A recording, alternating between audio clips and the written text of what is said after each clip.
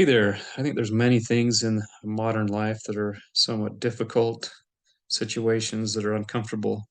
Some things that come to mind, like going through a reception line where you don't know half the people, and sometimes that's a little awkward. Meeting people for the first time, that sometimes that awkward is awkward.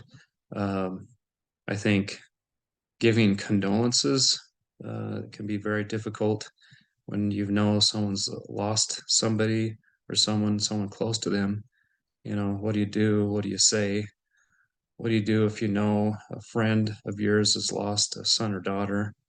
What do you do? What do you say? You know that they're suffering, their whole world is changing, and what can you do to help them besides praying and asking for the Lord's direction?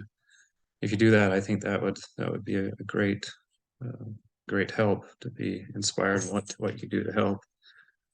Fortunately, we were on the other side of that, receiving condolences. Um, Many years ago, about 5 years ago, I think I've talked about the loss of our son as a result of a car accident.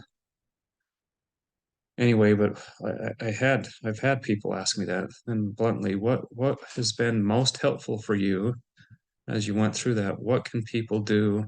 What can they say to help?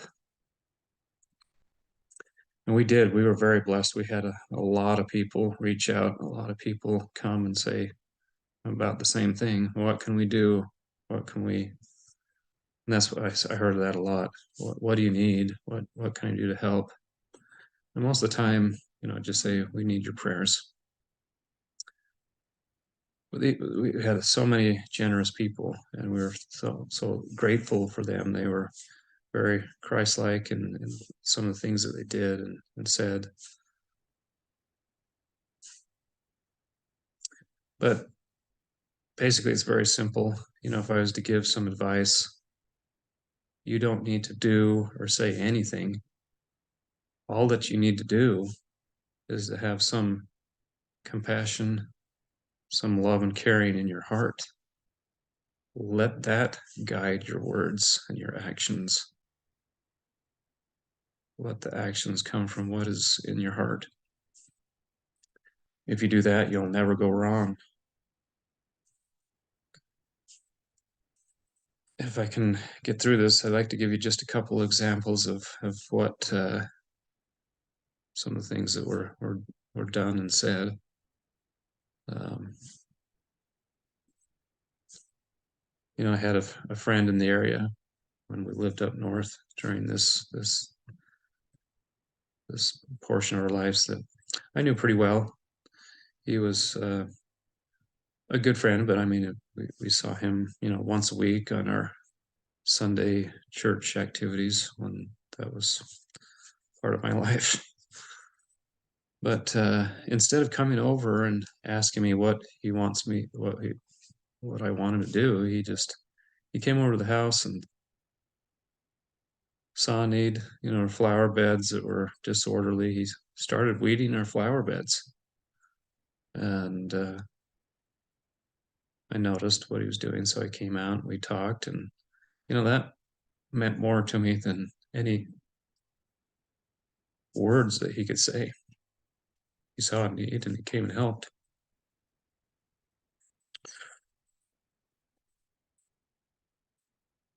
Another time, um, for years and years, more when I lived up in Salt Lake area, a great part of my life was spent road biking, cycling.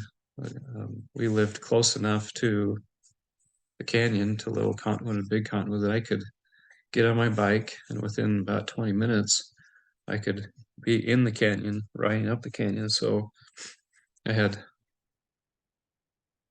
great amount of satisfaction and joy when you got to the top of the canyon, and which was very difficult. Big Cottonwood Canyon, from the mouth of the canyon to the top, is about 14 miles, and it's all uphill mostly. Only a few sections of flat. A very difficult ride. Great amount of just being outside too and enjoying the beauty of the canyons is amazing as you're riding. Little Cotton Canyon next to it is about 7 or 8 miles, and it is just brutal. It is in some places 12 to 16% grade on a bike with two little legs. It's very difficult ride, and most of the time I would stop, halfway and rest. But when you got to the top near Alta Ski Resort, it was a great amount of satisfaction, and I enjoyed it. I enjoyed riding with friends that had similar interests and enjoyed doing that. But on one of our long rides, we would take rides out to in training for Huntsman Cancer Ride, which is a long ride. Now I can't remember. I think it was 75 miles, 50 or 75 miles. Anyway, but on one of these long rides, we were out on the west side of Utah Lake, riding out to a little town out there, Alberta. But on the way back, we ran into this guy that we got to know, and he had stopped. Actually, it was Fairview. Anyway, we ran into this guy, got to talking to him. I got his name and number. He did a number of rides with us, and about a few months later, we were riding with him. And I'm not really a public person, but I don't usually tell stories about very personal things in life. I don't know why I'm doing it for you too, but hopefully there's a benefit. But anyway, I was telling him what had just happened in our lives with the loss of a son and going through that. And we were riding side by side. He didn't say anything. And all he did is he reached over with his hand and put his hand on my shoulder.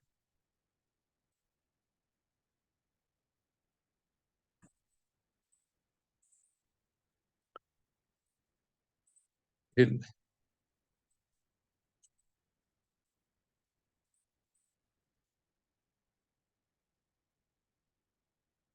he didn't need to say anything.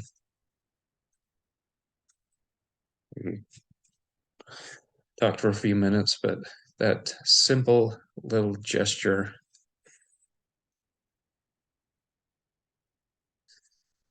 meant a lot.